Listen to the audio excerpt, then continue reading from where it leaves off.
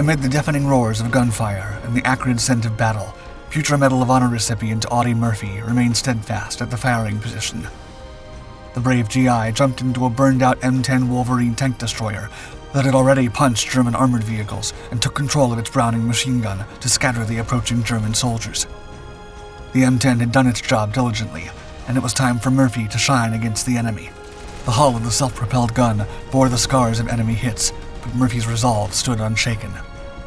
The young lieutenant began repulsing wave after wave of enemy troops like a one-man army, inspiring those around him. In the face of adversity, Murphy remained calm despite the overwhelming odds. The battered husk of the M10 tank destroyer, also known as the Wolverine by the troops, was also a testament to the tank's vision as an all-around vehicle that could pummel German Panther tanks.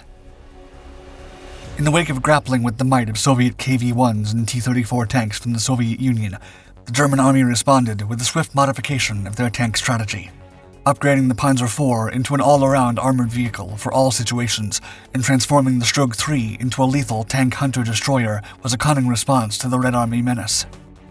This shift extended to various chassis of the Heer's arsenal of armored vehicles, birthing specialized models that surged into the battlefield as tank destroyers.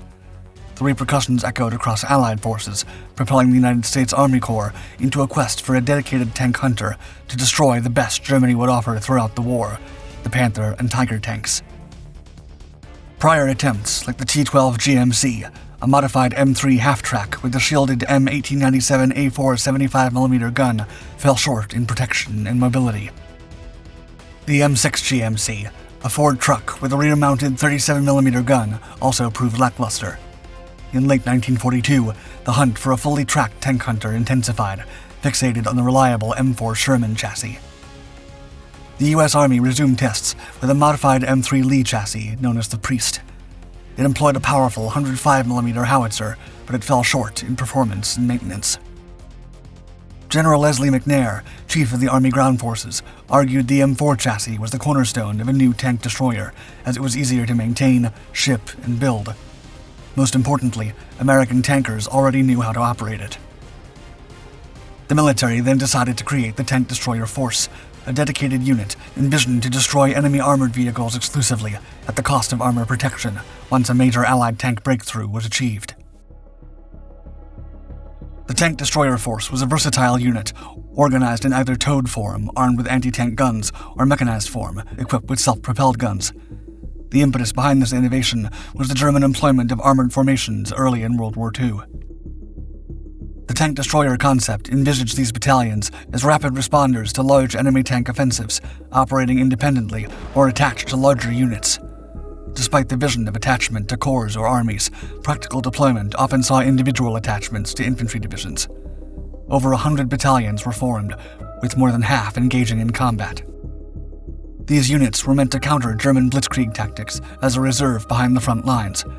If either friendly or hostile troops made a breakthrough, the Tank Destroyer Force was deployed to wreak havoc among enemy armored formations. As such, these vehicles relied on speed and agility as a defensive measure. They lacked thick armor to carry larger caliber self-propelled guns to decimate enemy tanks with lethal hits. Following the creation of the Tank Destroyer Force, the Army issued requirements for the new vehicle and analyzed several prototypes.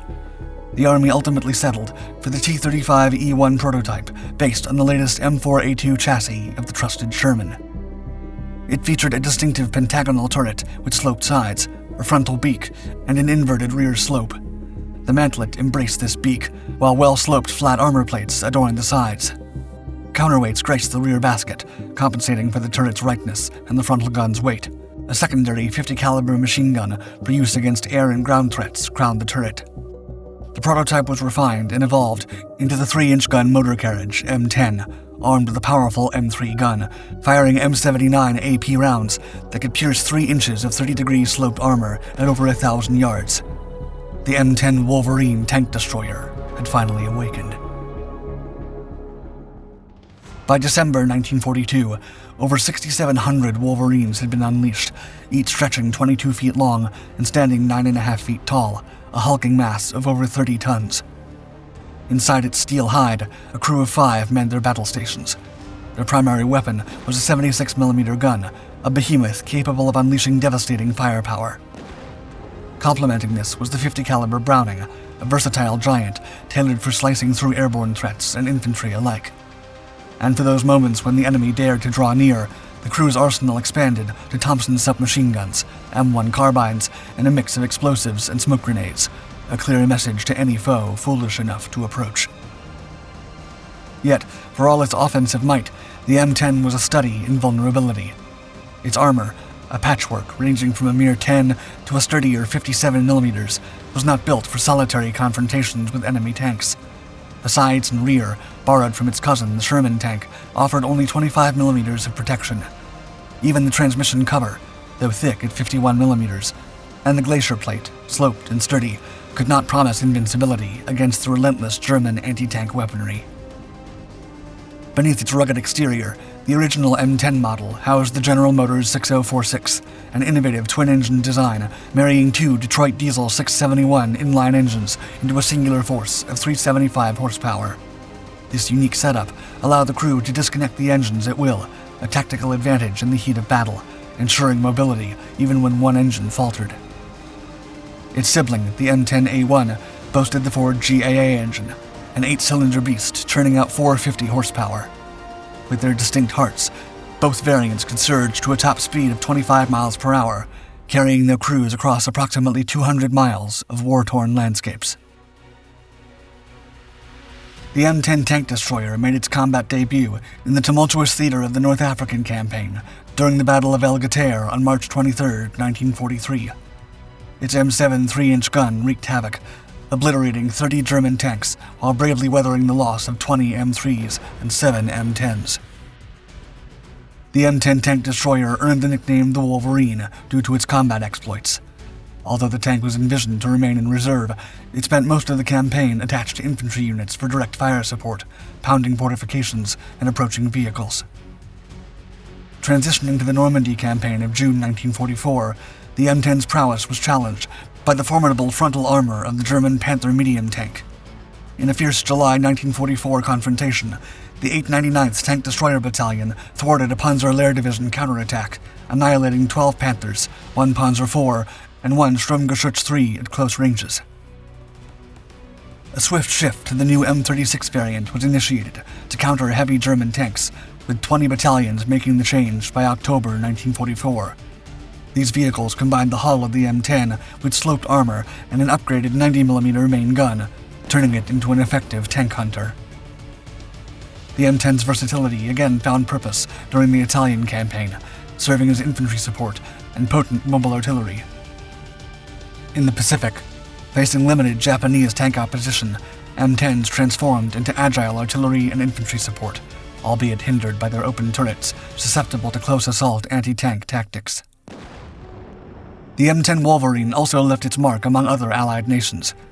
In British service, hundreds were deployed under the Lend-Lease Agreement with the US. The M10s were acquired under the moniker 3-inch self-propelled gun. Operating under Royal Artillery units, these SPGs played pivotal roles in the Italian and French campaigns in 1944, notably alongside Canadian and Polish forces.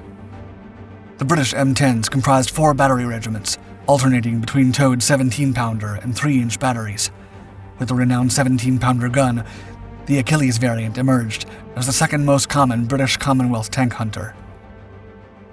In Russian hands, a mere 54 M10s were fielded, their winter serviceability questioned due to the open-top turret and perceived inadequacies in protection and firepower. Still, the Soviet M10s were deployed with a self-propelled artillery regiment of the 29th Tank Corps and participated in the Baltic and East Prussia campaigns in late 1944. The Free French Army, led by General Delattre, also received over 200 M10s, shining from the French Riviera to the streets of Paris during its liberation. One memorable M10, named Sirocco, even disabled a Panther in the iconic Place de la Concorde. Beyond that, they played roles in the French-German border skirmishes in southern Germany, and even went on to serve during the post-war in Southeast Asia. In the unfolding post-World War II era, the M10 tank destroyer found new life beyond American shores. They embarked on a new chapter in the Middle East.